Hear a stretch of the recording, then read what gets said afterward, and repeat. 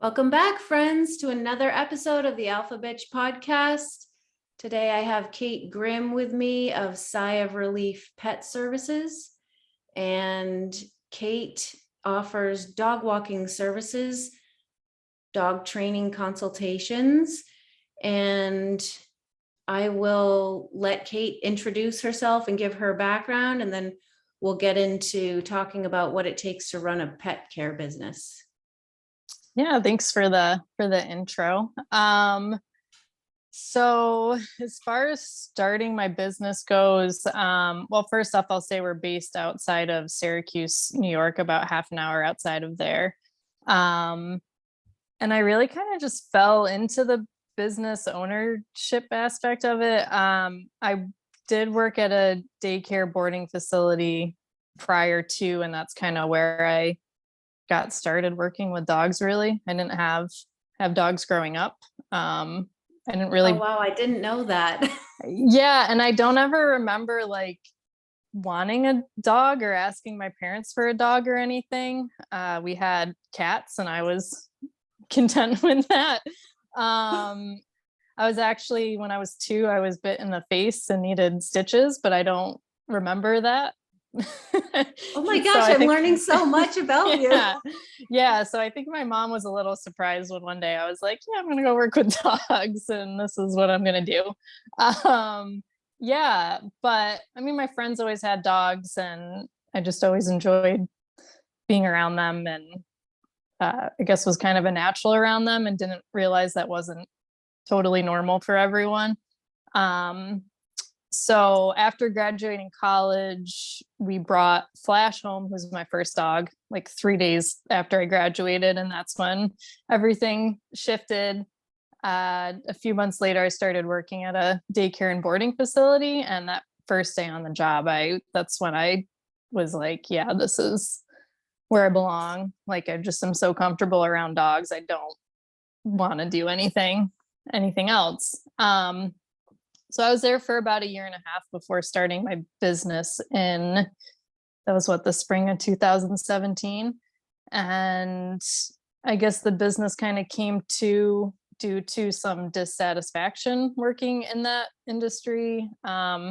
Just the way we were running a big pack of dogs, I just really wasn't into the way we were handling them and how things were. So I just started studying on my own, figuring out ways to learn, because I just knew there had to be another way to be around dogs, which is how I came across the Animal Behaviors College's certification program. For those who don't know, that's a basic obedience certification program using positive reinforcement methods.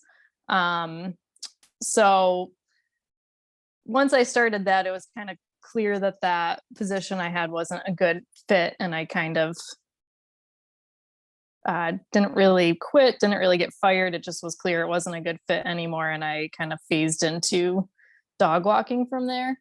And that's around the time I kind of found you guys and the NDT methods too. That was a little later. That was towards the end of my certification program that I found that, which was kind of a crazy time because I'm now unlearning stuff and learning stuff from you guys, and it was a fun time. But it was cool having, and is cool having, all these client dogs to work with, plus my own. And yeah, the business has gone really well. There's now 4 of us total walking dogs, and it's been a really fun journey.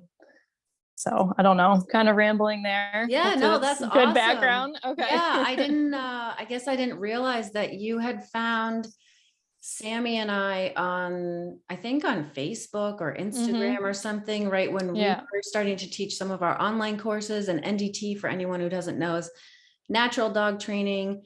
And we kind of morphed that into our own thing called Canine Core Method. And that's when Kate found us and started taking some of our online workshops. I didn't realize you were so new in your business. It sounds like you had kind of just done your ABC stuff, your certification. Yeah. So I think the timeline, I started my business spring of 2017, and I was only a few months into ABC, and I finished that like pretty much right at the end of 2017, maybe in the first couple weeks of 2018. And I believe I was like studying for that final test when I came across some sort of ad for an introductory Facebook live call about NDT. Yeah. So Cool. yeah, that was a very confusing time for me, to say the least, like learning the ABC stuff, which is fine, but NDT is totally different. So I'm like, I don't know what's right and what's wrong. It can be very confusing. And I mean, it's kind of like medicine. Like there are people who do allopathic, homeopathic, and naturopathic, and like there's all these different ways to help people and heal people. And you could be a nutritionist, or you could become a psychiatrist, or you can, and the same thing in the dog world. Like you could go to somebody who does very traditional pack leadership methods, or you could go to somebody who's pure positive. And then NDT is like this sort of like amorphous thing, kind of like that doesn't fit into any of the mainstream categories. So it's like extra confusing.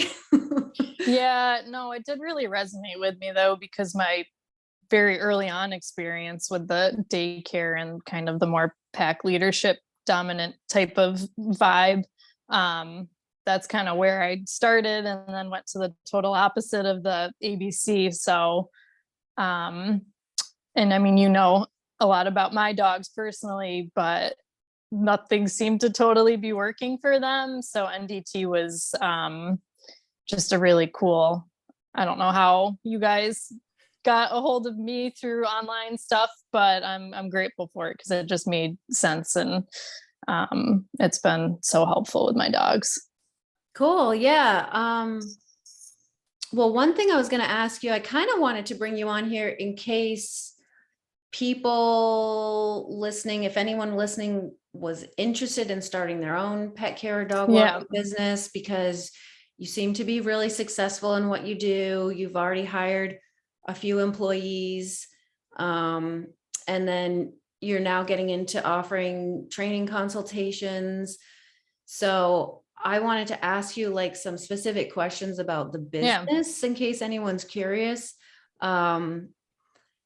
And I think it's great that you have studied all these different styles, because even I mix some of the different methods according to what works for certain dogs. Like I try not to be super dogmatic, like, well, that's not what we do in NDT, so I'm not going to do that. You know what I mean? Yeah, totally. Like, I'm open to and always trying to learn from other trainers as well. So this isn't necessarily to like just promote a certain kind of training, although no, obviously I think my method works. Yeah. But I also wanted to talk about just kind of like the nitty gritty of like, what's your daily schedule look like? Because I've done dog walking myself, and I know it's a little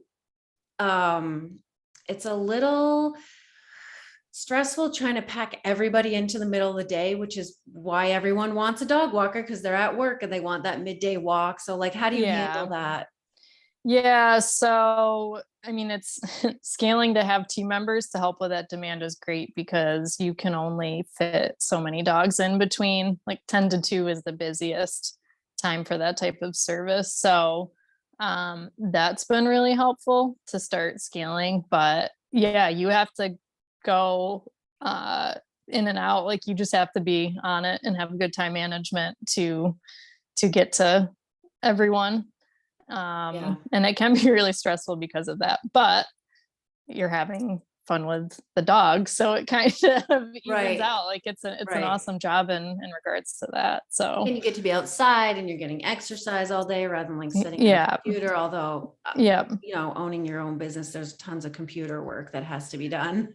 Yeah, I mean, now that it's not just, so I did about 3 years before I hired someone on my own, kind of just doing everything and whatever. And now that we've scaled a little bit and have a few people, and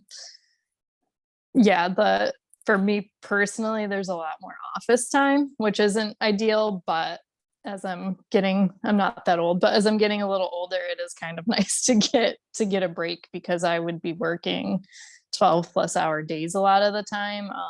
I mean, you already know this, but I used to do drop-in visits too, not just the midday dog walk. So those would be really long days Yeah, if to people are do that. away, you're doing like early Yeah. mornings and late nights, and the Yeah. walking itself can be super physical, especially with larger dogs or dogs who pull. So like those are a couple other questions I have. Like, do Yeah. you Yeah. accept all breeds? Like, could you walk somebody's English Mastiff who's 150 pounds?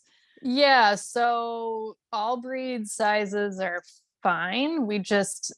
Safety is the number one thing for both our team and the dog. So if there's something coming up, like you have a dog that big who pulls a lot, we can't walk that dog. It's not doable for us. But we do have, so going into kind of what our walk services are a little bit, we have 4 different walk options, and they're based off of time, and we'll structure those however the owner would like, or what's best for the dog. And we actually refer to the walks as visits, because this can mean playtime in the yard. So the walks aren't always just walking. So if we do have a dog who maybe is like super reactive to other dogs while walking, or is a big dog who's a strong puller, if there's an option for us to play in the yard so they can still stretch their legs, get a bathroom break, then we're happy to do that. So the ability to walk nicely isn't necessarily a requirement, but it's definitely helpful, so we can walk your dog. But Okay, yeah. cool. Yeah, I mean, if you were in my area, that's probably what I would have you do, is just like, can you Yeah. please just play with the dogs in the yard? Cause like I have a dog aggressive dog, I have a dog reactive dog, I have a human Yeah. reactive dog, and then I Yeah. have Biggie who's 150 pounds and he's not that good on a leash. Yeah. Yeah. And some dogs too, though, like, so our longest visit option is called the adventure visit. And some dogs who are like strong pullers and might have issues walking around a neighborhood, you put them on a long line and go to like an open field or trail somewhere, and just let them sniff and have some room to just kind of do that decompression walk, safari, whatever you want to call it. Some dogs just are turn into a totally different dog. Like it's not the same dog as what you're trying to walk around a neighborhood. And we definitely, that's an option we'll explore with people as well, to see if that's a good fit for them. So we do really try to work with owners and their dog to do what's best for the dog before we just turn them away. Yeah, that's cool. Cause like one of the number one things I say for dogs with behavioral issues is like, if you can get them out in the woods, it's like for us, it's so therapeutic to get away from the busy neighborhoods or the traffic or other dogs being walked on leash. Cause that's a super tense type of interaction. Mm-hmm. That actually is another question I had, because like when I was walking dogs, and I had started training somebody. This was back when I was in Maine, because I was going to try and bring somebody on. And like, Yeah. I wrote up this list of like company policies and Yep. walking procedures. And it was like, no on leash greetings. Like, Mm-hmm. do not let anybody approach the client dog. Do you do the same type of thing, or how do you deal with that? Yeah. So for a situation like that, the general company policy is no on leash greetings. But if we have a client who's like, this is like a dog friend that we're friends with, it's fine. If we have approval, then I don't mind doing Then that. it's And okay. yeah, and it's it's hard going from being like a solo walker to scaling, because I have some dogs who have been with me and I know them, and I'll be like, yeah, the dogs can meet. But as far as owning a company and having team members, you can't take that risk. So Right. yeah, Yeah. there is a difference between being like a solo walker and having an actual company with team members under you. Yes. You have to be a little more strict because you're not the one in control of the situation. Yeah. Yeah. Yeah. There's a lot that I'll do and take risks on if it's just me versus what I'll tell the team. So Right. yeah. Right. And I used to have clients who wanted me to let their dogs off leash. Like I would do kind of the adventure thing that you would do, like, oh, I'll Hmm. take them to a walking trail.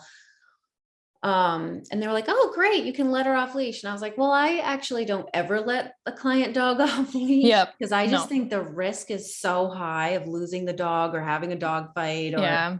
No, we don't do any off leash stuff Okay. with the I was just dogs. Yeah. curious. Some Yeah. people do and they do great with it. Like this one woman I know, like puts like 20 dogs in a van and like takes them out to a Mhm. walking trail and walks them as a huge off-leash pack.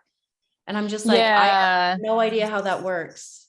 Yeah, the daycare I started at had, they weren't official trails, but whoever owned the land beyond the daycare, we would take the whole pack off leash and just go, and everyone just stuck together. Like there definitely is something to that pack dynamic and sticking together, and that was a really cool experience.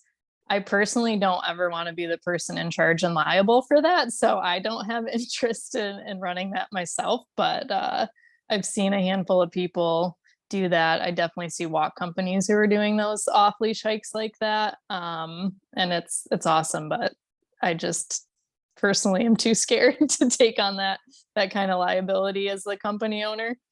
Yeah. I think like if you get the right dogs Yeah. and they all kind of get along, and then the Yeah. more dogs you have, the more mass you build up. It's like there's this gravity for them to stay together.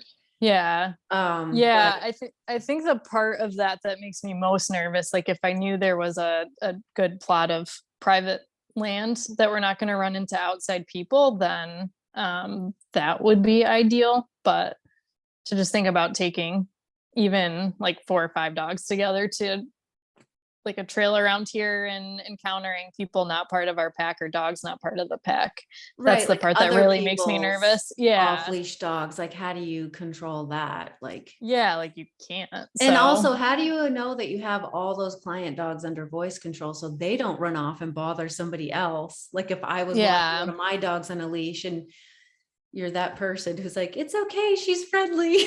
And I'm like, Yeah. no, it's not okay. Yeah, no.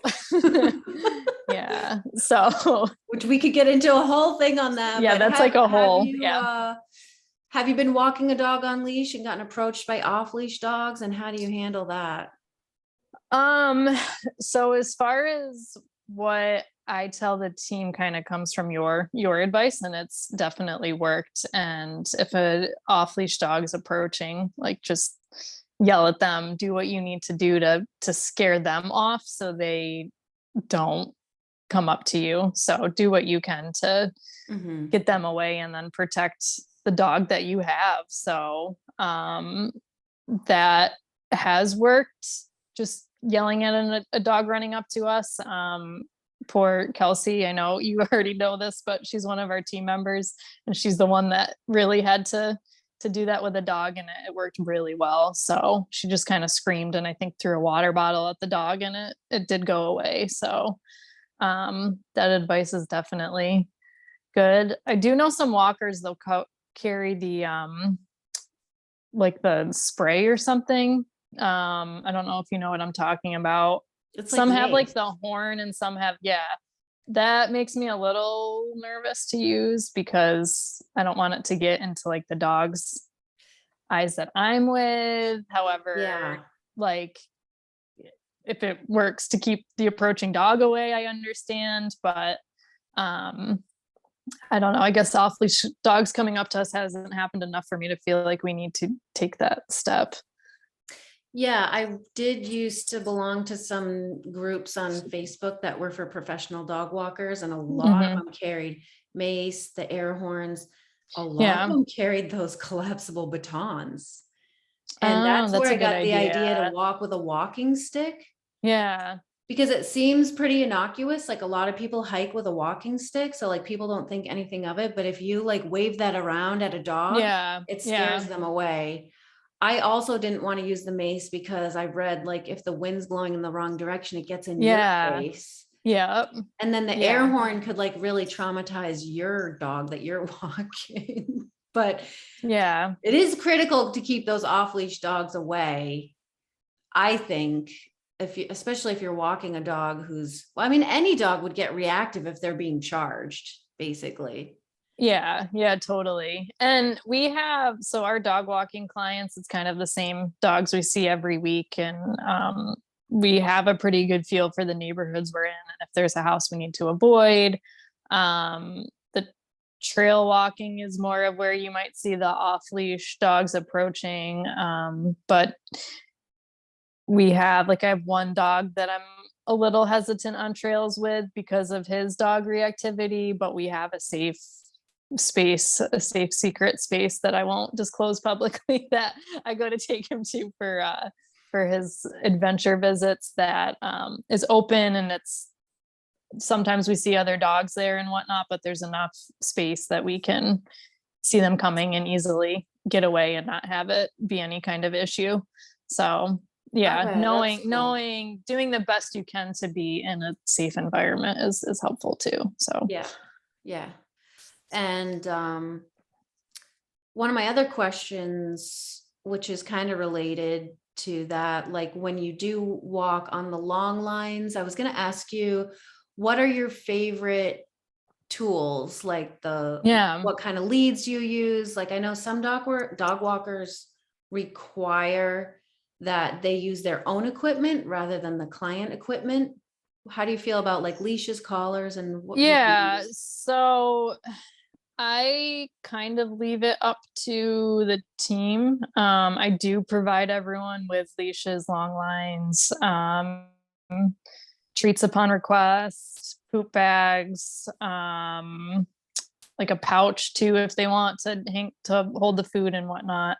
Um, but a lot of times we'll end up using the client's leash. We'll use whatever, as far as like if they're walked on a collar or a harness, we'll use whatever they have and kind of stay consistent with that. The only exception to that would be e-collars. I'm not There's a few tools I'm not a big fan of, but that's the one that's like a hard no, and I don't want my team using them. We're not trained properly on how to use them. Plus I just don't overall agree with them. But yeah, each client's a little different with what we'll use. I personally like to use my own leashes to walk the dogs, but my team members each have their own preference on Okay. what to use and what's Yeah. comfortable for them. So I want our walkers to be comfortable with what they're using. So I leave that up to them with what they want to do.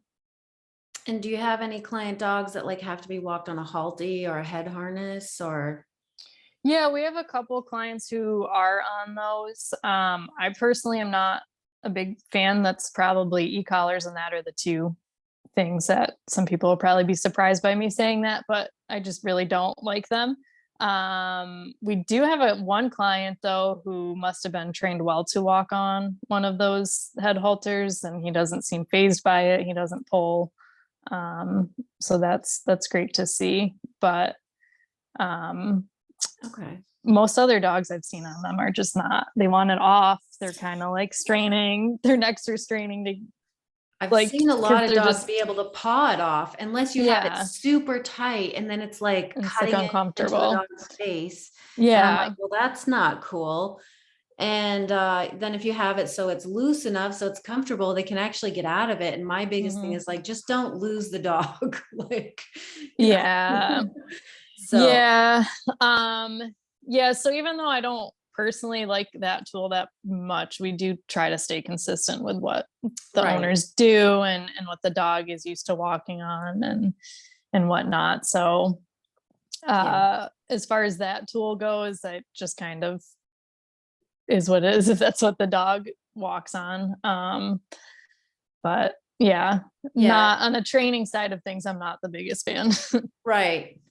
So actually, when I work with dogs, I mean, I usually work with dogs who have like pretty severe behavioral issues. So like walking on a loose leash is not the number one thing, but like for a typical pet dog owner who doesn't have a super reactive dog, like pulling on the leash is like the number one issue that they want help with. So do you have any tips for when dogs do pull?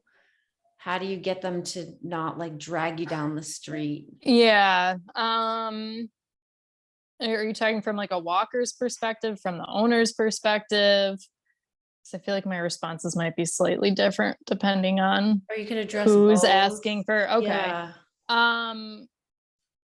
As far as the owners go, take the time to work with your dog on loose leash manners. Really work on building your relationship with your dog, if that makes sense. Hand feed, and there's a lot you can just kind of do around little exercises you can do around your house, and start phasing them into your walks to have them kind of checking in with them, checking in with you, walking nicely with you. So yeah, invest your time into doing some of those exercises, and do a couple sessions with a trainer if you're not really sure where to go with that. I won't get too much into detail here on specific exercises. As far as a walker's perspective goes, I always recommend having food on you that the dog likes. If the dog's not food motivated, that's a little more difficult of a situation. But we'll ask in the meet and greets if the dog has any food allergies. So we'll either have food on us or grab some food from the owner that is okay for the dog to have, and just try to reward for engagement. If they're really pulling, we just won't continue going in that direction. I mean, the more the dog pulls walking in a direction, the more that's reinforcing them pulling in that direction. So avoid that as much as possible. I've told my walkers before to basically just ping pong back and forth as much as you need to. I mean, you might be going between two driveways for the entire walk, but you're still walking the whole time. Right. And if it's really frustrating, we have, like I said, we'll structure visits however, and we'll come home and play if the dog is really being difficult. So if you're a walker in that situation, maybe look at incorporating that as an option as part of the visit, because the more frustrated you are walking the dog, the more frustrating the walk is going to be overall. So how you are feeling during the walk makes a huge difference too. Right. So do you ever get a dog that's just pulling so much that, like, you suggest to the owner, like, hey, can we just hang out in the yard and do tug of war, or like wear the dog out a different way? Or do you ever get owners who are like, oh, well, let me, like, what do you recommend for training so we can work on loose leash walking? Yeah, I mean, I've gone and I've done some lessons with our current walk clients to help give them some tips, and that overall has helped. I know changing from a harness to some kind of training collar outside of an e-collar, that has, with a couple of like basic exercises, has overall had good results for some of our clients. And then I guess I don't think I've had anyone object to us doing a shorter walk and coming back to play, but I don't think I phrased that as like, can we do this thing? It's like, we can't walk your dog when they're pulling this hard. Like, it's kind of what we need to do in order to stay for this length of time. So Yeah, it I gets think tricky. that answered your Yeah. question. Oh yeah. No, it Okay. gets I'm like, tricky because, like, it's like, one, you don't want to keep reinforcing that behavior exactly like you said. Like, if the dog gets to go where they want by pulling every time, then they just start pulling harder and harder, and they're like, oh, this is how I get to go where I want to go. And then also becomes a safety issue if if it's a strong dog and they start building up that tolerance to pulling and they pull more and more, like, you're going to have an issue. So this is my opinion. I'll just interject a little bit. Like, you either need an go for owner it. who is on board with, like, yeah, let's do some training and this is what we're doing. So can you guys also reinforce this during the walk? Yeah. Or you just have to go to like a play session. Yeah. No, exactly. Because it's just not having a dog you don't enjoy walking is just it's hard.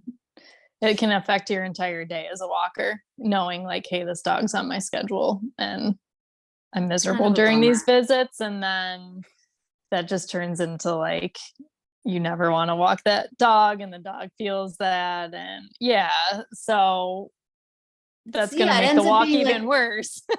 yeah, it ends up So, being like not really a good experience for the dog either. Because they're yeah. either totally out of control. Like a lot of dogs are like panic pullers.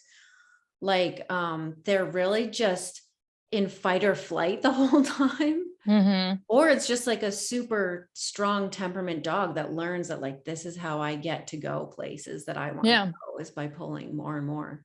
Yeah. So yeah, I had a client, I noticed the dog kept pulling more as she, we started with her as a puppy, and as she got older, she started like, I mean, she's only like a 40-pound dog, and she was like trying to pull a Mack truck. And I was like, what do you do when she pulls?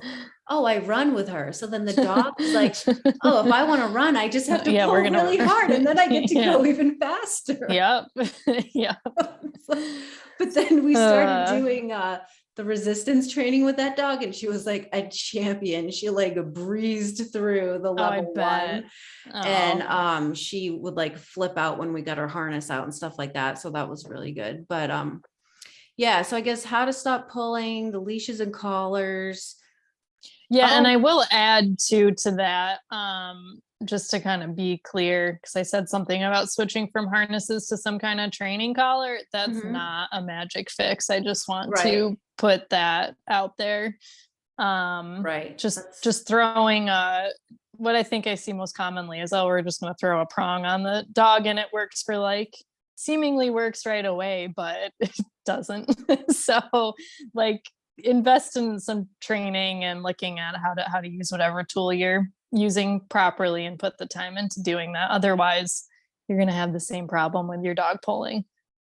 Yeah, like at first their neck might be really sensitive, especially if you've had them on a harness and they've not even walked on a collar. Then the prong is Hmm. like kind of shocks them a little bit, and they're Yeah, like, they're like, oh, whoa. what is this? And then their neck starts to kind of toughen up and get strong. And like, I'm actually not against prong collars. Oh, I'm not either. I don't use them on my dogs anymore, but because I pretty strictly just use martingales. Hmm. But like a dog's neck, and I know a lot of people are super concerned. They don't even want to put a flat collar on their dog. Oh, yeah, yeah. Yep. But a dog's neck has a different anatomy than our neck does because they're horizontal. And also if you put a prong on your arm or your leg and you feel it, like it's not super sharp. It's actually not No, sharp at all. we've both, but well, my husband Matt and I have put prongs on our necks and it's been fine. And then I recently saw a video online of someone having it around a balloon and pulling, and it's not doing anything. So Yeah. I'm pretty sure there's some cheaply made kind of bad quality prongs that you shouldn't use. And that's Yeah. probably where a lot of the, like, I don't know, bad videos you see of stuff going on, or just improper use in general. So getting a Right. good quality prong too matters, but It's like any tool, it's how you use it. You yeah, don't leave it on the dog all no, day. I right. mean, there's certain ways to use a prong. And I have seen people get really crazy, like with yank and crank on a prong. And I'm like, whoa, Yeah. that is pinching the dog. You know what I mean? Yeah. Um, Yeah. And I will say the prong's not my preferred method on my dogs, but I have absolutely no problem with it. I have recommended it to a couple people where I've thought that would be a good fit for their dog. right. But yeah, no, I like the martingales and slip leads, and we have some nylon slip collars that are same as the slip Mhm, lead. And that mhm. seems to work pretty well. And then little flashies on a harness. But Cute. yeah. I forget what's his breed again. He is half Shih Tzu, half Japanese Chin. Oh, okay. Yeah. Yeah. Cute. Yeah, Yeah. and then back to your point, like it's not like changing the collar as a magic fix. Like you have to pair it with the training and getting engagement and building your Hmm. relationship and like changing the way that you interact with the dog. It's not like, oh, now he's wearing a choke chain and he doesn't pull. Like maybe Yeah. the first day you put the choke chain, he's like kind of like, oh, what is this? But like over time, he's just going to get acclimated to that and start pulling again. So Yeah. it's all on how you use the tool, your relationship with the dog, and the effort you put into the training, Yeah. which I think Yep. was your point. Yep. Um, Actually, we have just blasted through so many of my questions. Yeah, so in terms of the other services that you provide, you do offer consultations for trainings if anyone is interested in that. And I'm assuming Mhm. all this is on your website as well. Yep. So all the services are on there. We're going to be having some newer offerings related to training coming up hopefully by the end of the year. So that'll be updated as that all gets sorted out, which will be exciting. But for now, yeah, I do some private lessons and consulting. So yeah, let me know if you're in Cool. the area and want to someone's Yeah. listening to this and you want to look into something, feel free to reach out.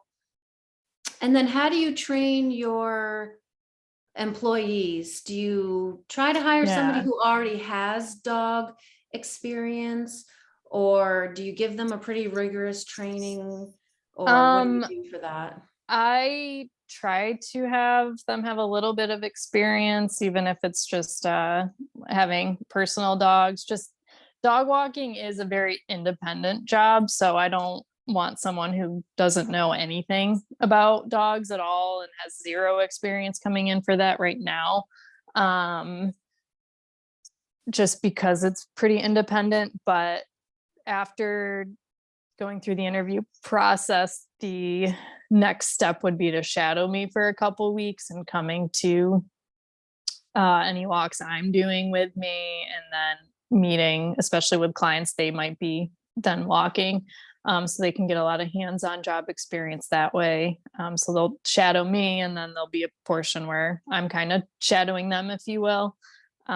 We also do a first aid CPR certification course for small animals, and then we're now starting to integrate some other continuing ed stuff. So we just did your canine body language and bite prevention webinar, which was awesome. I definitely recommend that for anyone listening to this to take that.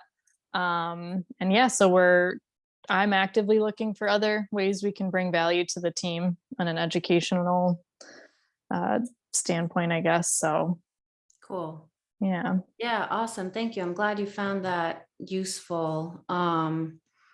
Yeah, it's funny. There's like little things you could say all the information for me is like I know type stuff, but even after the call, I'm like, oh wow, my dogs are like flicking their tongues a lot more than I ever realized. So even if you're like, oh yeah, I know all that stuff, I'd still recommend brushing up on it because I don't know, you just start There's just noticing stuff.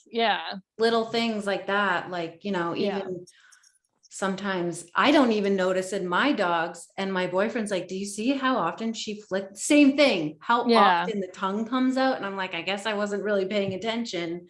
yeah, Um, so yeah, no, it's always good to get a different perspective and refresh. And like I said, I'm constantly looking to train with other trainers yep, because everybody knows something that you don't know.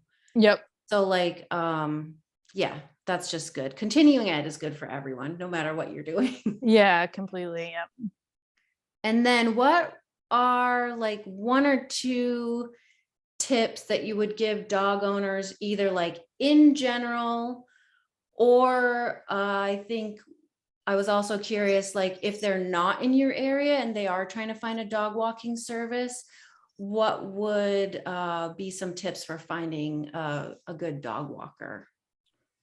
Um, yeah, so I guess I'll touch on that first. I would say to find a really good, reliable dog walker,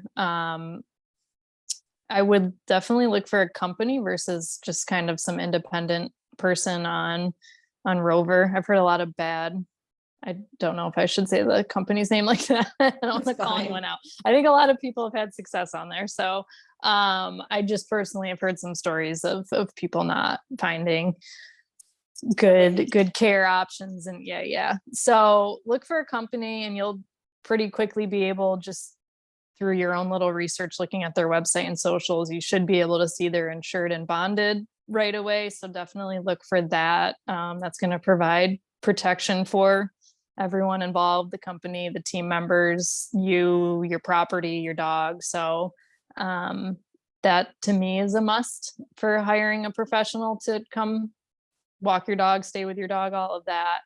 And then as you're looking at their website and social media pages, you'll get a good feel for them.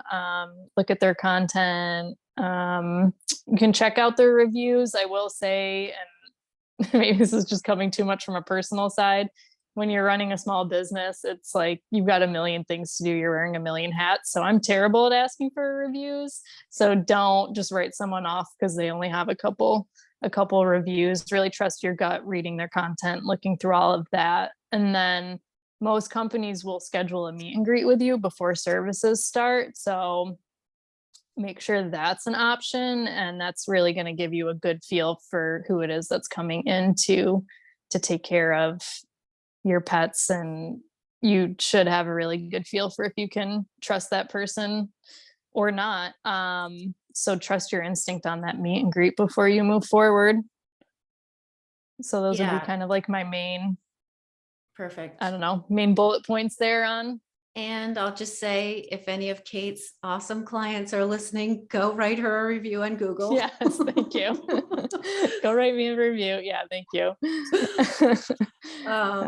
And I have asked a lot of people just don't, which being a business owner, I'm like, how many businesses do I support daily that I never write reviews for? So any businesses you support, just keep that in mind and go support them, especially the small businesses. So especially the small local owned business, yes, like a sole proprietor or somebody who just expanded and really needs the boost right now to continue their growth. Like, this is just a really good thing that we can all do for each other, actually. Yeah, no, it's a really easy way, especially we're kind of in harder times right now, probably heading towards recession here and all of that. So that's just a really easy, free way that you can support all these small local businesses and help them. So yeah. I know Anyways, what it's like too. Yeah, I know what it's yeah. like trying to push and grind and ask everyone, please write me a review, and you feel bad because it's like, I know it's a pain, it's one more thing to do and everyone's busy, but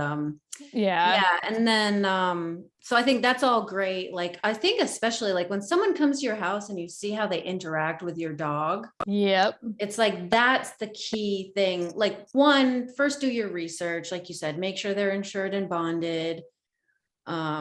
Maybe ask for references ahead of time. Like, I'm sure you have plenty of clients who would be happy to give you a quick reference on the phone or whatever. And then just using your gut feeling, like, do I like the way they're interacting with my dog? Does my dog seem to like them or feel comfortable?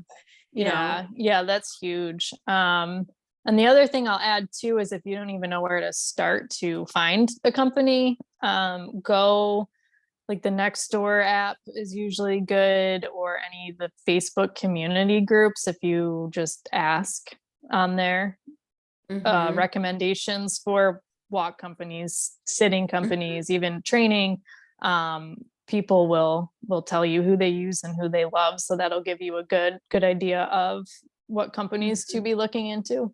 Excuse me. Great. So okay, yeah. And then I was looking, yep. just for like general, because you have Advice. so much hands-on experience with dogs and dog walking, like what are some tips for the owners? So from a dog walker's perspective and a dog walking company's perspective, the one thing I would kind of want to put out there is that dog walkers are not trainers. So we definitely incorporate some enrichment into our walks and doing some fun stuff that might be considered training, but we're not actually training your dog. So don't expect your dog's going to learn how to walk perfectly just from hiring a dog walker. I mean, it could help. It definitely could help. It has its benefits, but I just kind of want to put that out there because I think a lot of people do expect, oh, we're hiring this person and my dog's going to start walking really well, and that's not the case. And then the second piece of advice that kind of came to me right away with this question is to hold yourself accountable for where your dog is.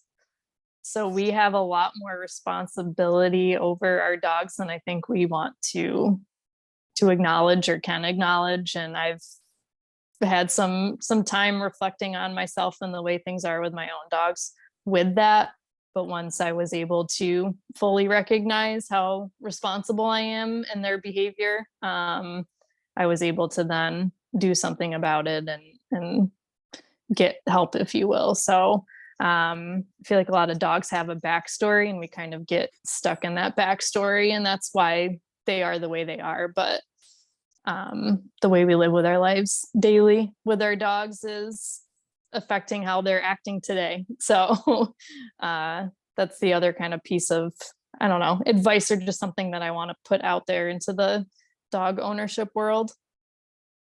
That's perfect. That's probably the number one thing, is just like, yeah, first step, acknowledge what's going on. Like, get real with yourself. And like, even if you have a rescue dog that like was trained to fight or whatever, like, I'm just using my own example. yeah, I can't use that as an excuse. Like, okay, forever she's going to be a pain in the ass because that's just what I got, like, there are some things that like probably going to have to continually manage with her, but there's also a lot I can do to change how she feels on a day-to-day basis. Yeah, I mean, whatever that backstory is for your dog might set some, I don't know if I want to say limitations, but it is valuable information on kind of how you need to live with your dog, or things to be careful of. But there's so much that you can do like today in the present to help your dog reach their full potential and kind of get out of the past, stop living in the past. Stop living in the past, stop projecting that onto them every minute of the day. Like, I catch myself, even because I have 4 dogs, and it's like a lot to manage, and they all are rescues, and they all have different issues. And then every time you add a dog into the pack with different issues, and it just adds more energy, and it like exacerbates the other dog's issues. And it's like, okay, I'm spending a lot of time in the day feeling annoyed and overwhelmed. So first thing is, I need to take responsibility for the energy that I'm bringing into the house. And do some self-care and some self-regulating so that I can not add to the chaos. So that's just an example. Yeah, no, and I'm 100% in the same boat. I've got 3 dogs, and I mean, Flash is a pretty good dog. He's got his issues, but overall he's good, and the other 2 are too, but they definitely have their issues. And for a long time I felt like I lived in whatever that backstory was, and meanwhile there was things going on that was promoting reactivity and whatnot. So yeah, I definitely am speaking from experience there, and that's where this advice is coming from. But yeah, as far as like just little tips that dog owners can do to, I don't know, help their dogs, whether it's with leash work or just in general building that relationship. And this is really coming from you and kind of your training and what I've learned from that. But hand feeding your dog all their meals is awesome. Multi-dog households, do one-on-one time with all your dogs, so you can start to kind of get away from that pack energy, because our dogs all feed into each other, but humans are part of that family unit too. So what you're going through is being absorbed by your dog and all of that. So just be mindful of all of that, and get out and let your dog do what they love to do, hand feed them their food. And that's just a great way to start working on your relationship, which is going to help with whatever your training goals are, or even if you're not doing training overall, that's just going to help you guys both have a more enjoyable life together, if you will. So I don't know, kind of rambling now, getting into more training related. No, that's stuff, perfect. I'll just interject my own little tip, is that I think like this and again, like exactly what you're saying, this is from my own experience, like especially having 4 dogs, I feel overwhelmed with the idea of like training and rehabilitating and working all the dogs while I'm also running my business, which is pretty overwhelming. And like, I notice like I can do a very efficient training and sort of bonding session with each dog in literally like 5 minutes a day. Yep. Yeah. So like even with 4 dogs, if I have like 20 minutes to work my dogs, and like you said with the walk, like even if you're just walking between these 2 driveways, Yeah. you're working that dog and they're learning something. So even if we just walk up and down the street and I hand feed them their meal for 5 minutes, it makes a huge difference. Yeah. Yeah. 100%. Like I'll take, if I don't have a lot of time or I've had a busy day, like I'll just put my dogs, I have a little bit of property, but I'll put them on a long line, sometimes all together, sometimes just one at a time, and just walk them around for 5 minutes. And sometimes I have food and I'll give them some food. Sometimes I don't. And that's enough for them. It kind of like just helps them calm down, and they don't need some crazy big exercise session. I don't need to go on a 3-mile walk with my dogs every day. Right. Yeah. So That's just what I find doing that that is good. yeah, people get, they get, and kind of like, and cause I do it too, like this guilt loop, like this dog that I have needs a ton of exercise, but I don't have the time or energy to do the 3-mile walk. And so then you kind of like don't do anything. And it's like, well, there's a happy medium. And in fact, some of those dogs would benefit much more with like just 5 to 10 minutes, like you're saying, of one-on-one time to decompress rather than the 3-mile hike. If they're already stimulated, we won't get all into that, but like, just do something, do what you can do without depleting yourself. And it makes a huge difference instead of getting stuck in that loop. Like I'm just overwhelmed and I can't do what I should be doing. So I don't do anything. And then that's when things spiral out of control. Yeah. And you're kind of like anxiety over that. Again, your dog's going to absorb that. So overall, that's going to help your dog just feel better, if you will, which will help your dog walker.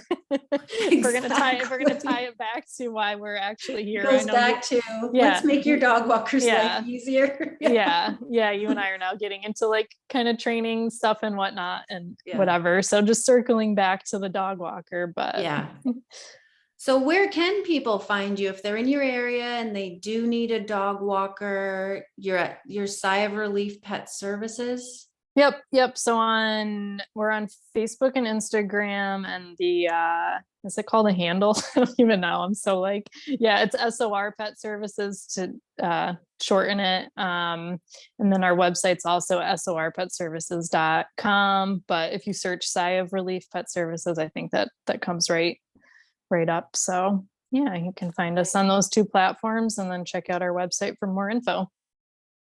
Cool. So I will put all those links. So everybody go and follow on Instagram, follow or like on, I don't even know what it is on Facebook anymore. They should like your page and follow it. And sign up for notifications or all the things that you can do on social.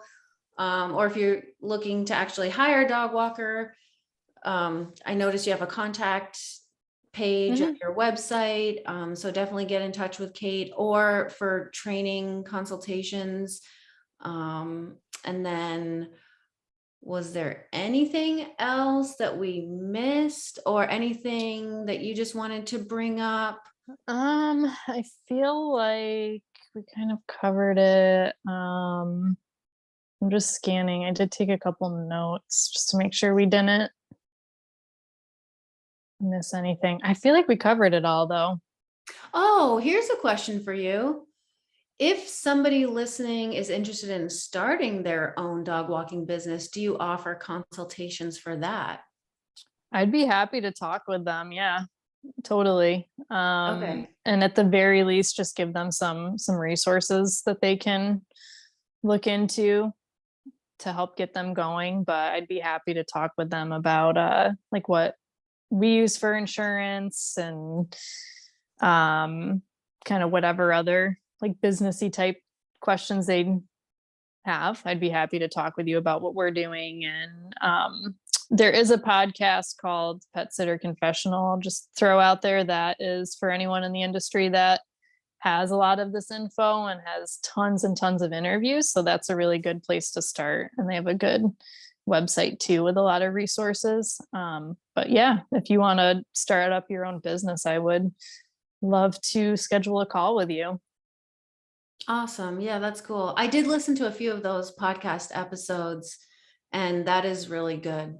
A really good resource as well. Yeah, they have a nice range of like just information for business owners. They interview business owners with cool things they're doing with their business. Mhm. So it really kind of covers everything, I feel like. So it's Mhm. definitely, that's a great place to start if you are interested in getting into the industry, is just go jump around on their podcast there and pick what episodes are interesting to you, and yeah, go from there.